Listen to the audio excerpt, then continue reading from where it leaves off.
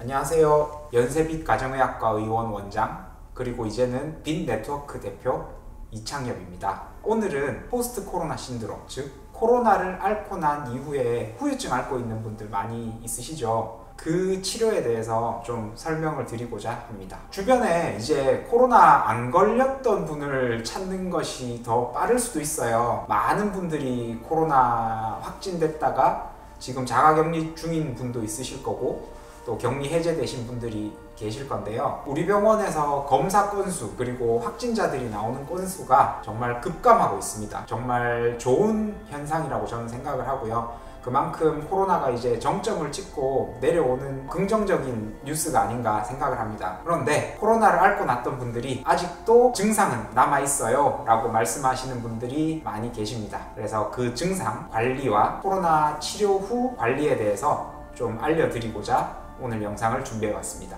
사실 감염 직후 3일이 굉장히 중요한 시기예요. 왜냐하면 바이러스가 한창 증식을 시작하는 시점이고, 바이러스가 증식하면서 우리 증상을 나타내잖아요. 그리고 바이러스가 증식하면서 내 몸에 염증을 유발을 해요. 예를 들어서 좀 설명을 해볼게요. 저는 이제 겉에 드러나는 걸로 환자분들에게 설명하는 것을 선호하는데요. 왜냐하면 위장이 어때요? 기관지가 어때요? 이렇게 설명하면 잘 이해를 못 하시더라고요. 그래서 보통 환자들한테 겉에 드러나는 우리 피부로 이야기를 합니다. 만약에 우리 피부가 상처를 입었어요. 그러면 이 상처가 아무는데 시간이 걸릴 것이고, 그 아무는 동안에 이 상처 염증 반응이 일어날 거예요. 그게 빨리 아무는 분들은 뭐 일주일 만에 상처가 아무는 분도 있을 것이고, 천천히 아무는 분들은 여기에 딱지가 않고 회복이 되는데 2주, 3주 걸리는 경우도 있을 거예요. 그거는 상처의 크기, 범위, 또 내 몸의 회복력, 이런 여러 가지 요소들이 작용을 해서 그 기간이 결정되게 되는데, 코로나 후에 있는 증상도 마찬가지예요. 코로나라는 바이러스, 뭐 코로나뿐만이 아니에요. 모든 종류의 바이러스라든지 아니면 세균이 우리 몸에 들어와서 염증을 일으킨다는 거는 기관지 또는 코, 기도, 이런 점막에 상처를 낸다는 이야기죠. 그러면 상처가 나면 그 상처를 회복하는 데 걸리는 시간이 필요할 거예요. 코로나를 앓고 난 이후에 기침, 가래, 콧물, 또 뭐 여러 가지 증상들이 지속되는 이유가 바이러스 증식이 막 일어나고 있는 상황이라서 그런 것이 아니고요. 그 바이러스 증식은 이미 7일 안에 일어나서 바이러스는 사멸했지만 그 바이러스들이 남기고 간 상처 때문에 여러분들은 증상을 호소하시게 되는 겁니다. 그래서 여기서 우리가 중요하게 생각해야 되는 것이, 처음에 염증 반응이 막 일어나고 있을 때 초창기에 이 염증 반응을 잡아주는 것이 굉장히 중요합니다. 그 이유는, 자, 상처가 찢어지는데 여기에 칼질을 하고 있어요, 바이러스가. 근데 그거를 칼질을 계속 하도록 놔두면 점점 더 상처는 심해질 것이고, 염증은 심하게 일어날 것이고, 후유증은 길게 가게 될 겁니다.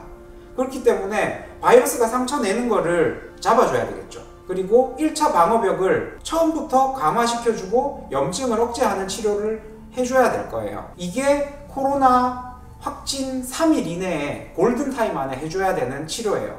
근데 그동안은 우리 자가격리 때문에 이런 치료들을 할 수가 없었어요. 격리하고 집에 들어갔기 때문에 염증을 가라앉혀주는 먹는 약 정도밖에는 복용할 수 없었던 거예요.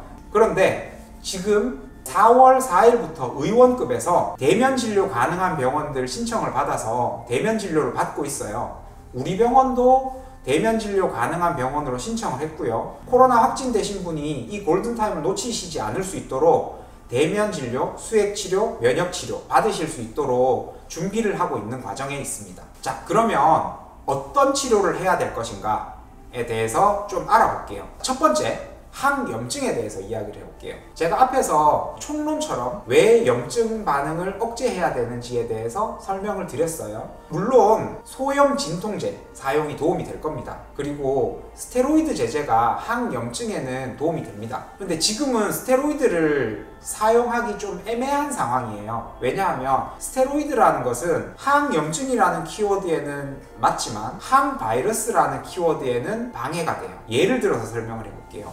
폐렴 환자가 있다고 칩시다. 폐렴 환자에게 우리 의사들은 루틴이라는 말을 쓰는데, 뭔가를 루틴하게 한다라는 이야기는 반복적으로 고정적으로 한다는 이야기거든요. 폐렴 환자에게 우리가 루틴하게 스테로이드를 주지 않습니다. 왜냐하면 스테로이드는 내 몸의 면역력을 떨어뜨리는 작용을 하기 때문에 감염 환자에게 있어서 루틴하게 이 스테로이드를 사용하면 오히려 감염을 더 증폭시키는 역할을 하게 될 수 있어요. 역설적으로 폐혈증 들어보셨죠? 감염이 돼서 내 몸 전신에 이 감염이 퍼져서 온갖 장기 기능 부전이 일어난 상태를 폐혈증이라고 하거든요. 그 폐혈증 상태에서는 역설적으로 스테로이드를 사용을 해요.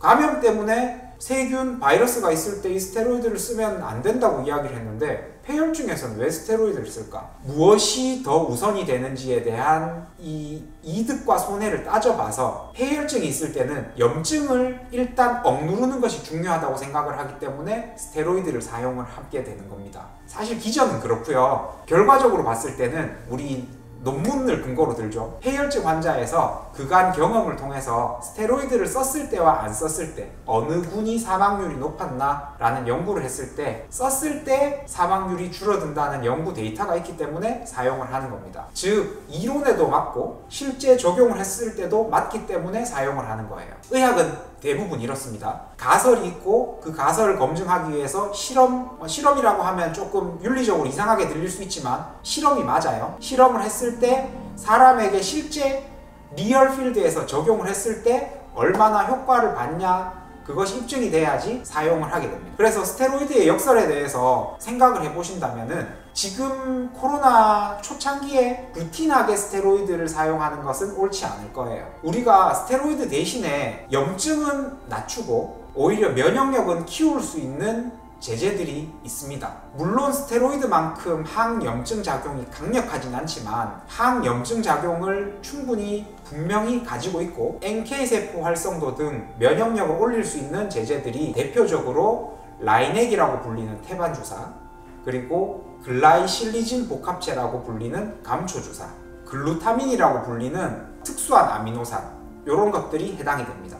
제가 앞에 백신 부작용 또 백신 전처치 할 때도 마찬가지로 설명을 드렸는데 이 제제들의 그러한 작용 때문에 코로나 환자에 있어서 골든타임에 이런 치료를 매일 맞으신다면 더 좋을 것이고 한 번, 두 번 수액 치료를 받으신다면 많은 도움을 받으실 수 있을 것 같아요. 또 제가 앞에 영상에서 사이모신 알파라는 성분의 약에 대해서 설명을 드렸었잖아요. 이 사이모신 알파는 제가 앞에서 설명하지 않았던 내용 중에 폐혈증 환자에서 사이모신 알파라는 약을 투약한 군과 투약하지 않은 군을 비교해 봤을 때 투약한 군의 사망률이 줄어들었다는 연구 결과가 있을 만큼 면역 관리나 항염증, 사이토카인 스톰 억제에 많은 도움이 되는 주사제거든요. 그래서 이런 면역 치료도 도움이 될 겁니다. 이런 골든타임 안에 맞을 수 있는 수액 프로토콜을 우리 빅 네트워크 원장님들 또 저를 비롯한 선생님들이 머리를 맞대고 연구를 해서 만들어 놓은 프로토콜들이고요. 이 골든타임 놓치지 말고 증상이 심해져서 사이토카인 스톰이 일어난 이후에는 좀 되돌리기 어렵고 증상이 길게 갈 수 있기 때문에 이 골든타임에 오셔서 치료를 잘 받으시는 것을 권유합니다. 골든타임에 치료를 못 받았다 라고 하시는 분들은 실망을 해야 되냐? 꼭 그렇지 않죠. 우리가 플랜 B라는 게 또 있잖아요. 그 시기에 치료를 못 받았다고 해서 그 이후에 치료를 받지 말라는 법은 없어요. 그러면 포스트 코로나 케어의 키워드는 항염증과 재생이 될 겁니다. 앞에서 제가 항염증과 항바이러스에 대해서는 좀 자세히 설명을 했는데 재생 부분에 대해서는 지금 좀 더 자세하게 말씀을 드리고자 해요. 재생에 도움이 되는 수액은 비타민C. 비타민C가 재생 능력에 도움이 된다는 것은 누구도 부정하지 못할 거고요. 중복되는 부분이 있는데 글루타민이라는 수액. 글루타민이라는 성분은 아미노산 중에 굉장히 특수한 아미노산이고요. 이거는 보존 방법이 조금 달라요. 다른 아미노산과. 그래서 여러분들이 일반 의원이나 병원에 가서 영양제로 알고 있는 아미노산 제제에는 글루타민이 들어가 있지 않은 경우가 많습니다. 그리고 그 영양제 중에 글루타민이 들어가 있다고 하더라도 굉장히 소량만 들어가 있는 경우가 많아요. 왜냐하면 이 글루타민이라는 성분은 보관이 용이하지 않아요. 글루타민만 단독으로 뽑아서 만들어 놓은 제제가 시판되고 있습니다. 상품명은 디펩티벤이라는 약이고요. 중환자실에 있는 환자들 회복을 돕기 위해서 이거를 정말 많이 사용하고 있는 상황이에요. 중환자실 환자에게만 필요한 것이 아니고 우리 회복하고 재생하고 할 때도 많은 도움이 돼요. 특히 구내염, 설사가 심한 장염 같은 점막 손상이 있을 때 회복력에 엄청난 도움이 되거든요. 특히 우리 코로나 치료받고 나서 기관지나 인두, 후두 다 점막으로 이루어져 있죠. 점막이 손상됐을 때 점막 재생에 큰 도움이 됩니다. 그래서 저는 애용해서 사용하고 있고요. 또 아연 성분은 정력에 좋다고 많이 알려져 있는데 점막 재생에도 큰 도움이 돼요. 그리고 면역 세포들 만드는 데도 많이 사용되기 때문에 면역력을 올려주는 데도 잘 활용이 됩니다. 그래서 재생과 관련된 키워드에서는 다른 보조적인 주사들이 있지만 비타민C, 아연, 그리고 글루타민 성분을 가장 추천하고요. 물론 아까 제가 말씀드렸던 태반 주사의 성분에도 재생과 관련된 물질들 IGF, EGF라고 하는 그로스 팩터, 우리 성장인자들이 포함되어 있어서 태반 주사도 많은 도움이 됩니다. 그래서 이런 것들을 의사와 상담하셔서 적절하게 조합해서 환자의 지금 증상 그리고 내가 가지고 있는 기저병력 여러 가지 상황들을 종합적으로 고려해서 의사 선생님과 잘 상담하셔서 좋은 프로토콜로 치료를 받으신다면 포스트 코로나 신드롬이라고 불리는 코로나 후유증에서 조금 더 빨리 회복되실 수 있을 겁니다. 또 한 가지 더해서 말씀을 드리자면 제가 사이모신 알파라는 약을 한 번 더 강조를 드리고자 하는데요. 대상포진이 왔을 때 사이모신 알파 정말 효과가 좋거든요. 대상포진 현증일 때도 많이 사용을 하고요. 대상포진 앓고 난 다음에 신경통이 후유증으로 남았을 때도 많이 사용을 하고요. 그리고 대상포진을 앓는 사람들, 또 급성 감염이 있는 사람들 NK세포 활성도 검사를 해보면 엄청나게 순간적으로 훅 떨어져 있는 거를 종종 보곤 해요. 근데 물론 코로나 앓고 나서 포스트 코로나 신드롬 치료를 하실 때 NK세포 활성도 검사를 하고 치료를 하셔도 좋고, 하지 않더라도 우리 NK세포 활성도가 많이 떨어져 있을 거라고 예측을 하고 NK세포를 보충해 줄 수 있는 사이모신 알파라는 제제를 정기적으로 투약을 한다면 도움을 받을 수 있을 겁니다. 한 가지 덧붙이자면 우리 이스미젠이라는 약이 있어요. 얘는 정확하게 설명드리자면 훨씬 복잡한 기전을 가지고 있지만 심플하게 설명하자면 균을 내 몸에 넣어줘서 면역 원성을 올려주는 치료라고 생각을 하시면 돼요. 예방접종의 개념을 조금 도입해 있는 거거든요. 이렇게 설명하시면 더 쉬울 것 같아요. 우리 왜 예전에 어릴 때 코딱지 애들이 막 파먹었잖아요. 그 코딱지 파먹고 자라는 게 면역력 올려준다 이런 루머라고 할까요? 우리 옛 선조들의 낭설? 제가 적절한 표현을 좀 찾기 어려운 것 같은데 그런 이야기를 한 번쯤은 들어보신 적이 있을 거예요. 그런 개념이라고 생각을 하시면 돼요. 코딱지 안에는 정말 잡균들이 다 포함되어 있거든요. 그거를 먹음으로써 내 면역력, 이제 어릴 때 발생시키는 면역력을 올려준다, 이런 개념에서 주안점을 두고 만들어진 건데요. 이 작은 알약이 균들을 모아놓은 것이라고 생각하시면 돼요. 실제로는 그 성분들이 훨씬 복잡한 성분이지만 심플하게 설명하자면 그렇고요. 그거를 정기적으로 투약하다 보니까 우리 NK세포 활성도가 올라가더라, 이런 연구 보고들이 많아요. 인터넷에서 이 약을 한번 검색을 해보세요. 간증과 같은 이야기들이 많거든요. 물론 이 약을 써서 효과를 보지 않았던 분들도 제가 경험한 적이 있지만 효과를 아주 드라마틱하게 보는 분들도 있어요. 그런 분들이 이제 간증집처럼 후기를 막 써놓으셨거든요. 그래서 한번 트라이 해볼 만한 치료는 됩니다. 제가 말씀드렸듯이 죽은 균이더라도 균이 들어가 있기 때문에 현증 코로나 바이러스가 걸렸을 때 바로 투여하는 거는 좀 위험하다고 생각을 하고요. 포스트 코로나 신드롬 치료할 때 있어서는 내 면역력을 올리기 위해서 투약해보는 것을 권장합니다.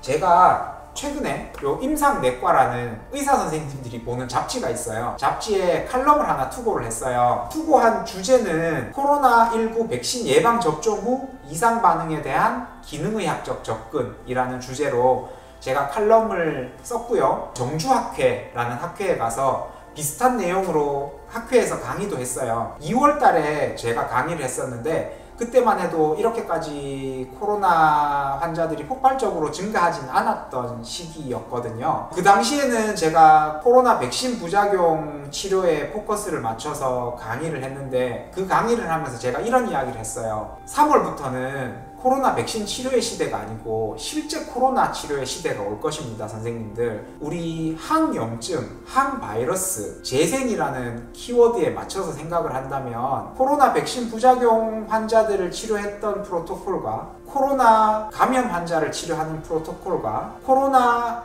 격리 해제 후 포스트 코로나 신드롬을 치료하는 프로토콜이 조금씩은 다를 수 있을지언정 크게 다르진 않을 거예요. 이 프로토콜로 적용하셔서 코로나 시대, 코로나 예방접종의 시대가 아닌 코로나 시대를 대비를 합시다 라는 이야기를 했었어요. 제가 그 학회에서 왜 그런 이야기를 했냐 하면, 사실 제가 코로나 백신 부작용에 대한 강의를 시작한 것은 작년 9월부터 시작을 했고요. 그 당시에는 백신 부작용 환자가 엄청 많았는데 점점 이제 백신들은 거의 대부분 사람들이 맞았고, 부작용 있는 분들은, 치료될 분들은 거의 치료돼서 줄어드는 상황이었고, 코로나 환자가 늘어나는 상황이었기 때문에 그런 강의를 했었고요. 아니나 다를까 코로나 환자가 늘어나고 그분들에 대한 케어가 필요한 시대가 지금 이미 우리 맞닥뜨리고 있잖아요. 그래서 이 유튜브를 보시는 분들 적절한 치료를 잘 받으셔서 빨리 면역력과 내 몸의 기능들을 회복하시는 그런 일이 있었으면 좋겠습니다. 감사합니다.